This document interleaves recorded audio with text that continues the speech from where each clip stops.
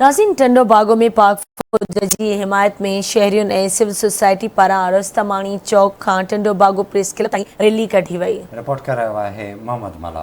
टंडो बागो में पाक फ़ौज जी हिमायत में शहरियुनि सिविल सोसाइटी पारां ॾेई चौक खां टंडो बागो प्रेस क्लब ताईं रैली कढी वई, जिते पाक फ़ौज ज़िंदाबाद, पाक आर्मी ज़िंदाबाद, पाकिस्तान ज़िंदाबाद जा नारा हंया विया।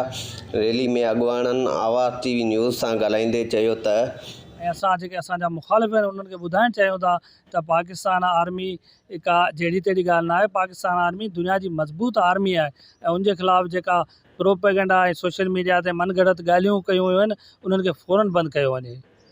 पाक फ़ौज असांजी अज़ीम फ़ौज आहे, उनजे ख़िलाफ़ु जेका बि सोशल मीडिया ते प्रोपेगेंडा कई पई वञे उनजी असां मज़म्मत था करियूं। असां पाक फ़ौज जी हिमायत में रैली कढी आहे।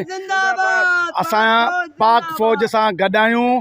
सॼो पाकिस्तान, सिंध, पंजाब, बलोचिस्तान, खैबर पख्तूनख्वा सभु असीं जेको थो पाक फ़ौज सां गॾु आहियूं ऐं हिन इस परचम के साए तिले हम एक हैं, हम एक हैं। असीं पाक फ़ौज सां गॾु आहियूं। पाक ज़िंदाबाद, पाकिस्तान ज़िंदाबाद। फ़ौज जेका बहितरीनु फ़ौज आहे, असां उन सां गॾोगॾु आहियूं ऐं सोशल मीडिया ऐं ॿियनि ते जेका कुझु वावेल हली रही आहे असीं उनजी पुरज़ोर मज़म्मत था कयूं ऐं हीअ अॼोकी रैली सहाफ़ियुनि ऐं सिविल सोसाइटी जे तावन सां कढी वई आहे।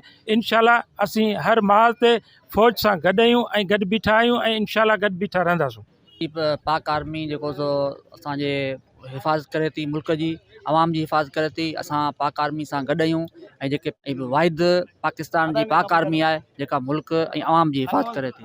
पाक फ़ौज ख़िलाफ़ जेका प्रोपेगेंडा हली रही है असीं उनकी सख्त में मज़म्मत करूँ था। असीं पाक फ़ौज सां गॾु आहियूं। सहाफ़ी, समाजी कारकुन, टंडो बागो जा शहरी पाक फ़ौज जी हिमायत में आहिनि। उहा असांजी मुहाफ़िज़ आहे असांजे वतन जी, असांजी सरहदनि जी। तंहिं करे पाक फ़ौज ज़िंदाबाद।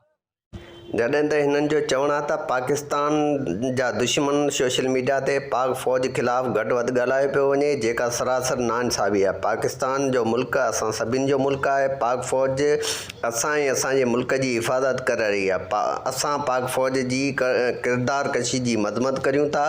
कैमरामैन सोहिल समूह सां गॾु मोहम्मद मला, आवाज़ टीवी न्यूज़, टंडो बागो।